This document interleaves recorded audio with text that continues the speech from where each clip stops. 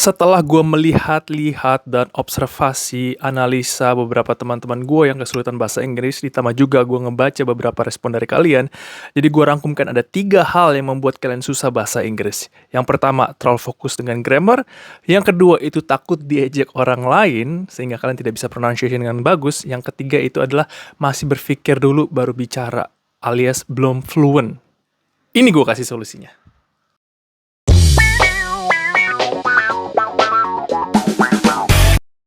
Permasalahan yang pertama, terlalu fokus tentang grammar. Sedikit fun fact, bahwa orang-orang native speaker itu sendiri sering banget mereka tuh nggak ngerti mengenai grammar. Jadi, bagi kita semua yang mau belajar bahasa Inggris, kalau kita terlalu fokus dengan grammar, kita udah salah besar. Meskipun harus ada 3, ini menurut gue ada 3 minimal grammar yang lu harus tahu, wajib banget untuk berbahasa secara standar, yaitu past tense, present tense, dan future tense. Ini nggak ribet banget. Past tense tuh yang udah lampau, kayak contohnya gue udah makan kemarin, I already ate yesterday, gue lagi makan sekarang, I'm eating now, atau nggak I want to eat, gue mau makan. Ini 3 hal, past tense, present tense, dan future tense. Dan gue yakin ini 3 dasar banget yang paling basic, itu nggak susah banget. But, the next chapternya, ketika lu misalnya pakai past perfect, present perfect, future perfect, itu ada yang verb 3. Verb 3-nya, itu memang agak sedikit kompleks. But that's it. Itu totalnya ada berapa? Ada 6 tenses doang. Sementara in total ada 16 tenses untuk grammar. Jadinya yang gue mau kasih tahu adalah kalau kalian terlalu fokus dengan 16-16-nya, lu nggak akan bisa berbicara bahasa Inggris dengan lancar ataupun fluent. Karena native speaker itu sendiri pun nggak ngerti bahwa mereka tuh menggunakan 16 tenses tersebut. Jadi kalian fokus aja di past tense, present tense, sama future tense, dan 3-3 ini tambahin perfect. Past perfect, present perfect, dan future perfect.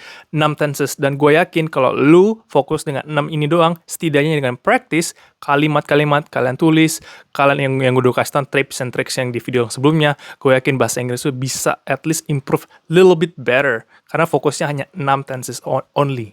Untuk yang kedua, mengenai pronunciation yang takut diejek orang-orang atau teman-teman, ya gue yakin SDM kita yang masih seringkali terlimitasi oleh image, sok cintalora yang kayak English gitu, yang becek, nggak ada ojek gitu, yang zaman-zamannya millennials pas masih SMA atau SMP, gue ingat banget itu.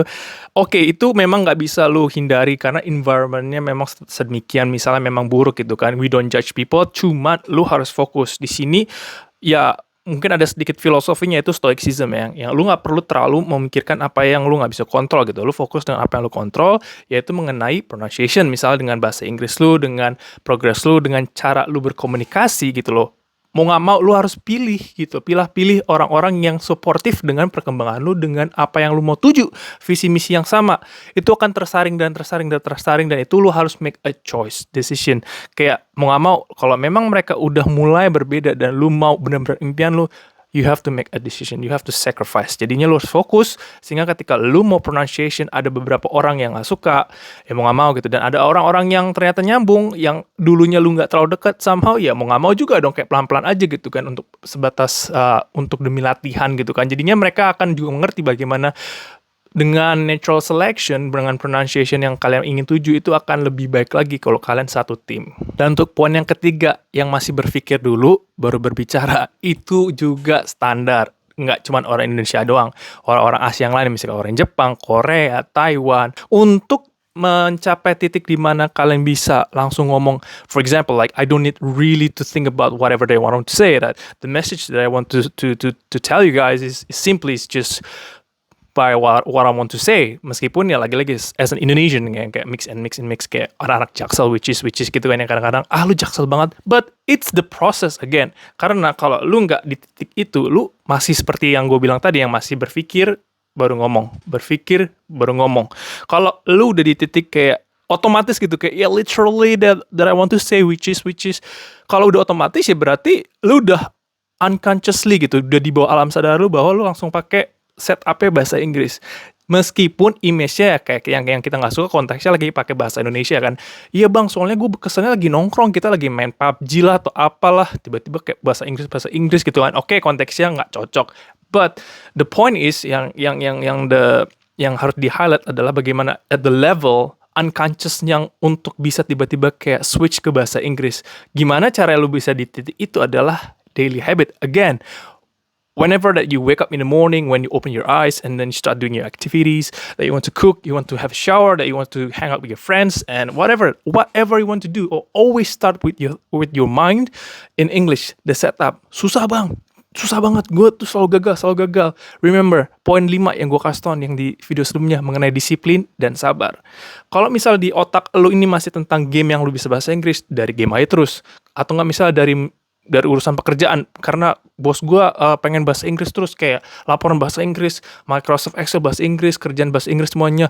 Jadi kayak dari kosakata pun misalnya lu mau menghubungkan dengan kayak ekspresi apapun, kayak kemacetan atau apa, pakai bahasa Inggris, it's okay, it's good. Jadi konteksnya pelan-pelan, lu pilih gitu, konteks misalnya pekerjaan atau konteks permainan atau konteks hubungan atau konteks nongkrong, ngawur ngidul, apapun itu. Jadi satu konteks kalian build up those mindsets and then somehow combine pelan-pelan. Jadinya nanti holistic.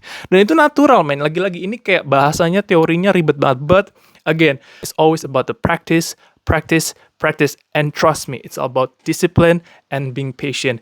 You're gonna be fine. That if you want to reach my level at this point, again, I've been doing this, and I'm still making mistakes, and people don't give a F word at all, because basic of the communication is you can tell whatever that you want to tell, and then the other people can understand your message. That's the key point. Of course, my explanation is far from perfect, but I'm trying my best. I'm always here, like whenever you guys feel a bit confused or still doesn't understand, just feel free to DM me and then just leave a comment, whatever you think, that if you want me to discuss a very certain specific topics, I will be like really highly appreciated, whatever that you feel. And I'm trying my best again to trying to make as simple as possible the message, the tricks, the cheat code, so you guys can also have this rich of level of English or whatever language that you want to talk. I think that's more than enough from me. Thank you for watching this episode. And as usual, stay safe, everyone. See ya. Bye-bye.